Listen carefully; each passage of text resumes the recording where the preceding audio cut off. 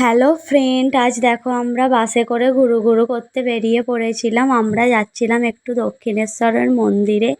প্রথমে আমরা বাস থেকে নেমে পড়ে ওই রাস্তাটা হেঁটে হেঁটে গিয়েছিলাম। আমার দুই বাপিও গিয়েছিল আমাদের সাথে, মা আর মেমি গিয়েছিল। তারপরে আমরা পৌঁছে গেলাম দক্ষিণেশ্বরের মন্দিরে। প্রচণ্ড রোদ্দুর ছিল, প্রচণ্ড গরম হচ্ছিল। প্রথমে এখানে এসে একটু ছবি টবি তুলে নিয়েছিলাম। আর এই পুকুরে বিশাল বড় বড় মাছ দেখা যাচ্ছিল। তারপরে আমরা এখান দিয়ে সোজা চলে গিয়েছিলাম ওইখানে যেখানে প্রসাদ পাওয়া যায়, ডালা বিক্রি হয়, সেখান থেকে ডালা নিয়ে মন্দিরের ভিতরে গিয়েছিলাম। মন্দিরে তো ফোন অ্যালাউ নেই।